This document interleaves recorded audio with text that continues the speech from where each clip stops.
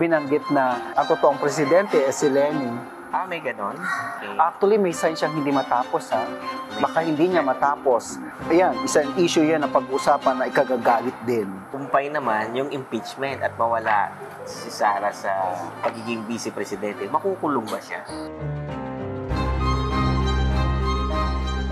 Kung sakaling mapaalis pati ang speaker, sino pwede? Siyempre, ang habol ng mga tao, ang ating Vice President, which is mas nakapoko sa kanya. mas nakapoko sa kanya. Kung magkakaroon naman ng drama sa mga nakaraang eleksyon, kunyari, binanggit na ang totoong presidente si Lenin, Ah, may ganon? baka magkaroon ng ganong mga pangyayari. Talaga? Kasi ang nakikita rito, babae ang siyang uupo. Baka si Lenny. Di ba? So, pwedeng si Lenny, pwedeng si Vice, si Sara. Pero kasi ang tao, mas ang inaano nila, si Sara. Kasi siya ay nakaupo. Siya ang nakaupo, di ba? So, sige, diretsoy na natin yan. Mapapaalis ba ang dalawang pangulo sa kanyang posisyon bilang vice-presidente? Sa tumatakbong kaso, di ba? Majority of the Senate of the court, definitely merong dalawa na hindi papayag. Pwedeng apat, 1, 2, and 3, 4. Kasi yan naman ang nakalagay, no? Lalo yung kagagawa ng isang lalaki, parang ilalaban talaga. Ilalaban no? talaga. So, ibig sabihin, kung ako talagang kaya pang ni vice-presidente ang malusutan itong problemang ito. Mukhang kaya pa. Merong kasi ako nababasa rito na parang may mga certain na ibabanggitin, bakit ako lang? Okay. 'Di ba? Bakit ako lang? Yung mga nandiyan na itong kinuha, ito yung ito yung ginawa, ganon, mas malalaki pa So, sa parang akin. you're Tutuusin nga parang napag-initan. Sa mangyayari niyan, teka, bakit ako ang inaano ninyo? 'Di ba etong si ganito? Etong si ganyan? At ito pang si ganyan? Kahit nga ang presidente, gaganon. Kung magtagumpay si VP Sara na malagpasan ang pagsubok na ito, magiging mabuti ba siyang presidente o magulo ang kanyang pamahalaan? Ito, aayusin talaga ng presidente ang katayuan ng ating bansa. Sinong presidente? The current I mean, malusutan si VP. ni Sara Duterte ang sitwasyon niya. At kung siya ang naluklok bilang isang pangulo, hindi naman sinasabing kahalintulad ng kanyang ama. Okay. No? May mga porsyentong makukuha si Sara kasi magiging parang mentor niya rin ang ama niya. Ito yung dapat gawin, ito yung dapat gawin. Yun ang kagandahan kay Vice President. Kahit nasabihin natin matigas ang ulo, kahit nasabihin natin palaban, meron pa rin siyang pakikinig sa kanyang ama. Kahit na sila minsan nagkaroon na rin ng parang hidwaan. Ang kagandahan sa card, kasi this is justice, talagang lilinisin niya. Pag sinabi kong lilinisin, mula doon sa mga taong alam niya na hindi maganda, kung corrupt man yan, parang nakikita ko maglilinis talaga. No, yun yung sinasabi ko sa inyo noon. Ang susunod na presidente, hindi pa yan ang magpapaayos ng ating bansa. Yung susunod ang siyang magsisimula at ang susunod, yun ang magiging mahusay na. Susunod, may isa pa. Oo. Isabihin, itong pag-upo, kung sakali man si Sara ang magiging presidente, no? Kung sakali man na bago ang takbo, di ba? Busy siya ngayon. At nagkaroon ng itong natin transition or revolution ba tawag din. At siya ang pumalit. Lilinisin niya yan. Iibahin talaga. May nakaplano na talaga sa kanya. Okay. Baliktad naman. Halimbawa, magtagumpay naman yung impeachment at mawala si Sara sa pagiging vice-presidente. Makukulong ba siya? Ako sa card ko kasi, ito yung jail. Pero syempre nga, di ba? Hindi naman siya yung talagang kulong. Alam mo yung parang na-detain lang ng... na-detain. Parang si Era. Kasi alam ko, lalaban eh. Mukhang yung paglaban ng ating vice-presidente, matapang ito. At may ilalabas talaga siyang baho. Sana mabuhayan ng panibagong isip ang ating Pangulo na sana magawa niya ng paraan ng mga problemang ito. Kaso minsan ngayon, medyo palaban na siya. Parang hindi na maganda rin yung minsan lumalabas sa niya. Parang iba eh. Galit na rin siya. Oo. Yung kanyang ipapalit, vice, di ba? The vice president. Sabi natin baka si Chis Escudero o Oo. whoever. Oo. Malaki ang magiging involvement nitong susunod na BC, magkakaroon ng role. Hindi siya basta BC lang. Ang BC na ito will have the heart to the masses or to the people. Hindi kaya si speaker yun? Oy, okay siya ha. Malaki ang importance ng maganda ang role ng okay si Chis. Sa akin ha, hindi naman sa inaano ko. Hindi mo sinagot si speaker. Oo. Si Chis, okay. Si speaker. Pero bakit may parang saksak niya sa likod? Hindi siya gagalaw ng ikasisira.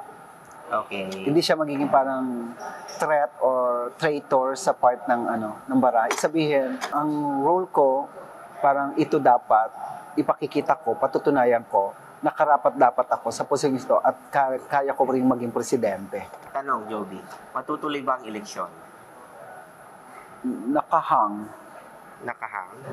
Oo, no? Bigla yung no? Yan ang napulot mo. Nakahang siya. Nakabitin, so parang 50-50. May mga portion na iba hindi matutuloy, yung iba Okay, parang may ganun. merong mga parties na group of this hindi kami boboto. May magbo-boycott. A boycott. Kunyari lang ha. So walang mauupong mga senador niyo. Ako hindi boboto ng mga iglesia. Walang mauupong senador sa national position. Kaya nga mga possibility na hindi matuloy. Baka magkagulo tayo sa gobyerno. Kaya nga may gulo. Kaya nga kailangan ma-resolve ito ng presidente natin, no? May mga maririnig lang tayo na hindi tuloy-tuloy, pero talagang tuloy pa rin ang election. Saan mapupunta ang dulo ng lahat ng gulong ito? Ito yung barahan ng pagtigil. Ito yung barahan sa akin ng parang ang presidente mag-aalanganin ha. Ulitin ko, malaki ang chance na magkaroon ng titulo natin rigudon o yung titulo natin pagbabago. Ulitin ko rin, magiging dahilan ng kanyang pag-alis o ouster of the president is because of this female figure. Linawin natin mapapatalsik ba ang Pangulo? Malakas yung kapag talagang hindi nagkaroon ng solusyon itong mga problemang nangyayari ngayon, tao na mismo ang siyang gagawa ng paraan. Maaalis ang Pangulo. Sana hindi mangyari, pero sabi ko nga, inuulit ko, magulo, may gulo. Pero meron din ako nakikita mga threat ng kudita. Pero ang daming lalabas na mga issue regarding sa mga ginamit na pera, saan ginamit, itong bilyon-bilyon na ito, bakit ganito kalaki, ang dami, lahat ilalabas yan. Basta mangyayari yung kanyang magbubukas ng panibagong problema ng ating bansa. Mananatili bang tahimik si Leni Robredo sa gitna ng mga gulo-gulong ito? Pero tatakbo siya, pero hindi bilang presidente. Mayor daw. Pero doon sa lugar niya lang, pwedeng mayor, yun ang naanuhan. Sa ngayon, ayaw niya makialam. May plano na alisin yung EDSA carousel. Dodoblehin daw yung bagol ng tren. So, tatanggalin na yung mga bus. Ang daming maapektuhan. Kaya nga, Siguro ang daming proseso bago tatagal mangyari na. yun. Oo. Ang dami may stranded yun. Oo, Okay. parang mahirapan pa. Baka lalong Parang hindi pa ideal Hmm. na anuhan. May food crisis na dineclare. Pwedeng mabulok yung mga nasa bodega ng bigas. Saan to patungo? Ayan, isang issue yan na pag-usapan na ikagagalit din. Ng tao. Oo, kasi dapat nga, kung Pamigay. ayaw niyo ipabulok, ipamigay ninyo. Oo, kaya nga eh. Yun Di ba, yan. ang dami na Kasi nga, ganito raw ang dami na nangyayari. nga naghihirap, tumaas na nga yung bilihin, tapos bubulukin lang pala ang mga bigas. May nagsasabi na nagdayaan daw ng eleksyon. Lalabas ba kung totoong nagdayaan ng eleksyon? Hindi ko nagdayan. At Wala lang to. Kung nagdayan, di si Leni ang presidente. O di ba? Wala ng eleksyon. Ha? Oh my God. Ganito yan. Yung dayaan, actually may lalabas talaga, di ba? Pero, parang mahirap parang mahirap i-prove na parang nangyari na itong ganitong klase ng problema. Parang feeling ko nangyari ito dati kay Loren Legarda ata na vice presidente siya noon, na pinail niya. O kahit na noon pa, hindi pala kay Loren, kay BBM din. BBM. Na vice president ang tinakbo niya, di ba? Tapos nadaya siya, naging nanalo si Lenny. Si Lenny daw. Pero- Allegedly, nadaya daw siya. Natapos na ang termino, hindi pa rin nagkaroon ng solusyon ang problemang yon. Nagbilangan Nagbilangan, pero hindi pa rin, Ganun si di ba? Hinabol yung mga ganun, pero parang, hindi rin parang magtagumpay yung ganito. Oo. Okay. Nag-file sa Congress ng pagtaas ng sahod, 200 pesos. Patuloy kaya yun?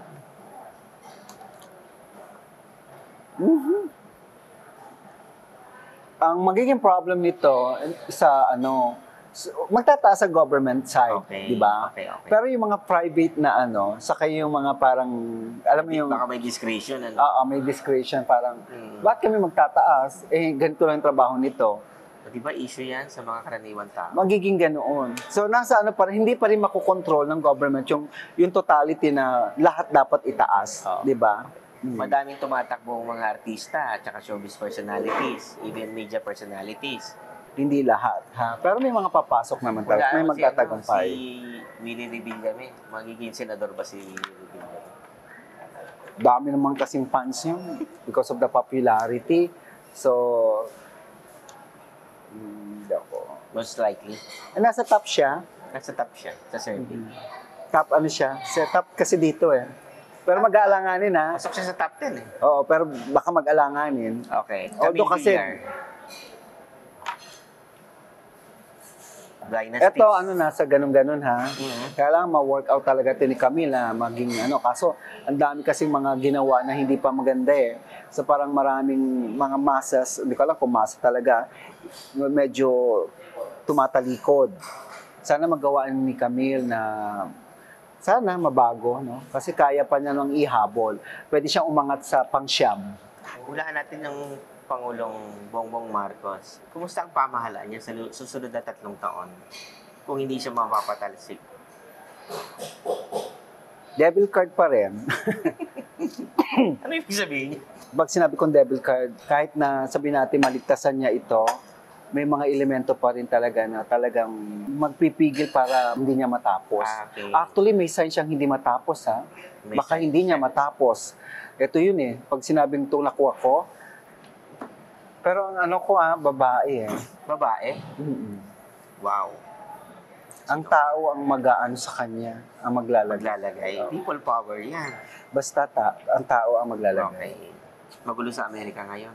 Medyo magkakaroon ng part ng sinasabi ko nga, mga ilang buwan pa bago ang second quarter, ingatan talaga, magkakaroon ng economic problem, then civil war, Sa and Amerika. then, ang daming mga bagay na parang may gulo lang, pero kaya namang iayos ng kanilang presidente, pero iingatan lang ng presidente nila itong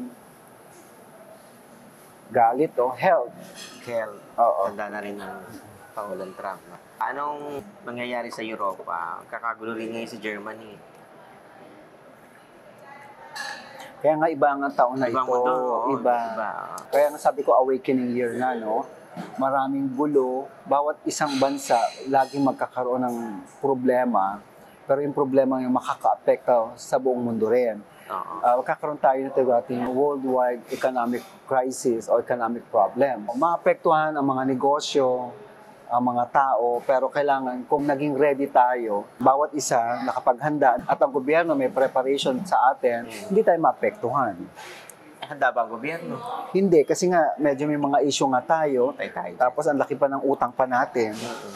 Magkakaroon tayo ng problem also sa relationship natin sa China. China. Buti na bagay mo kasi yun na itatanong ko, China. Ay eto, hindi na, kasi medyo, hindi naman sa magiging hindi tayo friendly, magkakaroon ng titong nating issue regarding doon sa pinaglalaban. Ang mga kasunduan sa China na pirmahan panahon ni dating Pangulong Duterte at saka mga nauna sa kanya. Ngayon, parang ibang nilalaban. Oo, ha?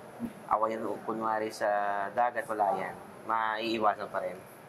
Yung talagang... Hindi naman parang sumiklab ang gera doon. I mean, hindi. Ano lang yan, magiging normal na lang sa atin yan. Sabi mo, itataas ang sahod, ganyan. How about sa education? Mag-i-improve ba? Kasi last time, di ba may nabalita, Joby, yung eskwela na nagkaroon ng field trip. Tapos yung mga bata, 20,000 na students. No? Hinayaan lang na maglakad sa, sa bataan. Talaga. So, hintayin nyo na lang ho yung ginawa namin content about edukasyon. Oo nga pala, no? Education. Meron tayo doon. Ando doon yung mga bagay na sila, kung sakali man pumasok ang grupo na ito, yung party list ng edukasyon, Ganda rin ang content. siguro malaking maitutulong nila sa pagbabago Ng ng edukasyon. Tama. Kasi itong grupo na ito, hindi naman sa tinataas ko sila kasi hindi naman kami nabayaran. Oo, wala bayad. Oo, giginas lang. Hintayin nyo yun, panoorin nyo Ano, yun. hintayin. Gusto ko sana, Hindi kami ganun. sana no, supportahan ninyo, makapasok nawa ang party list na edukasyon. Kasi ito yung gusto kong makapasok. Sa akin ha. Migrant workers, migration, magpapatuloy pa rin ba? Or dahil sa kaguluhan sa iba't ibang panig ng mundo, ay mag-uuwian yung mga yan? May mga magsisiuwi. May mga galing sa ibang bansa, maaaring tinanggal sila or pinauwi sila. Pero hindi pa rin mawawala pa rin mag-migrate ang Pilipino, magtrabaho pa rin sa ibang bansa. This time, maiiba lang. Kunyari, medyo may nakikita ako, magkakaroon ng concentration more on sa Europe na. Ibig sabihin, kung may ganyan nga, hindi naman kakalat ang gulo sa Europe. Hindi. May part lang ng Europe na ma-resolve naman nila ang problema nila. So, talking about kalusugan, ano? Kasi itong January, ang daming may sakit, no? Magpapatuloy pa ba itong klima na... Oo, mas madadagdagan Talaga, may pa, namatay pero ng Chinese, ano? meron pang nakikitang medyo virus naman from the hangin, airborne na virus na panibago. Tapos meron din parang may kinalaman na naman sa panibagong sakit na kagagawan din ng isang insekto o pwede ng lamok. Okay. Pwedeng dengue, May bago malaria. No, yung dengue, malaria, okay yon kasi may outbreak na dyan, di ba? Gawa ng lamok, parang panibago. Basta more on insekto ito, ha? Insekto. Mm-mm. Ingatan ng bahay, dapat malinis, no? Pero tubig pa rin ang karamihan na nakikita ko. Baha, disaster in water, sakit din ng tao sa tubig, contamination sa water, meron na naman uli niya. Pagputok ng bulkan, parang may mga sunod-sunod. Pilipinas sa 2, baka maging 3 pa. And then may isang napakalakas na bulkan din na panggagaling sa ibang bansa. Malaking lindol na maaaring magsanhi ng tsunami sa Asian country, pwedeng Japan or Asian country siya. So, meron din kaguluhan na mangyari sa Taiwan. China. Taiwan and China. And makikialam ang Japan sa problema ng Taiwan. Parang ganoon, ha? And then may nakikita rin isang kaguluhan dito sa ating bansa. Kunyari, hindi ko alam kung matatawag natin kalamidad or sa isang lugar, kunyari Luzon, Visayas, Mindanao, di ba? Pwede nga sa part ng Visayas area na magkakaroon ng kalamidad doon, no? Tapos babalik na naman ang issue ng mga problema sa mga bata. What about bata? Kidnapping, Bakit kaya ganyan?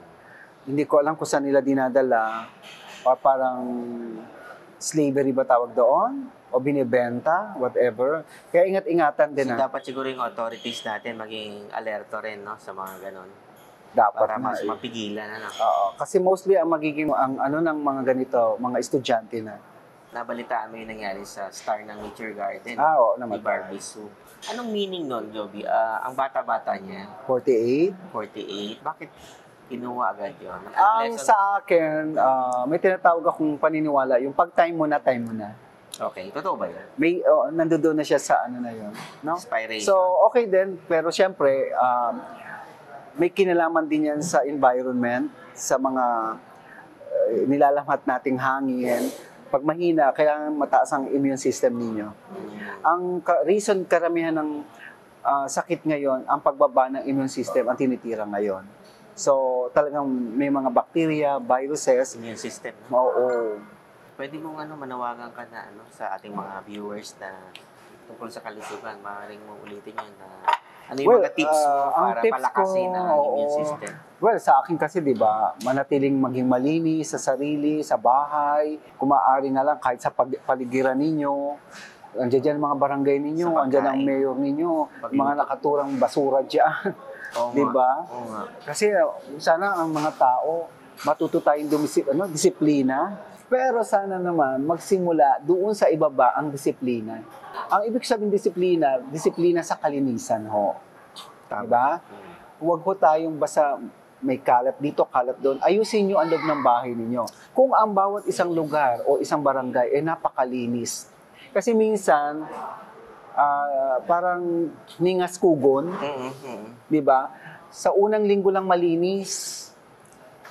Pero mga ilang buwan lang ho, tamad na ho, makikita nyo puro dumi na yan. Basura. Makita tao Tapon lang, dito sa ilog, Lalo tapon ngayon, mga doon. politiko, kunyari, maglilinis. Ay, kinakamera pa, pakitang tao binibidyo pa. Oo. At matuto rin ho kayong mga Pilipino manood ng tamang panoorin. Kasi yung iba Kahit nonsense. sa social media. Oo. Kahit sa social media, yung iba nung scripted ho. Di ba? Karamihan doon drama, scripted. Kaso tayo mga Pilipino, kung ano yung nakakatuwa, Nadadala tayo. kung ano nakakatuwa, ano nakakaawa, napapaniwala tayo. Pero behind the scene, behind the truth about the content or the karamihan doon scripted ho. Di totoo. May mga kilala akong ganoon na gusto ko, hindi totoo.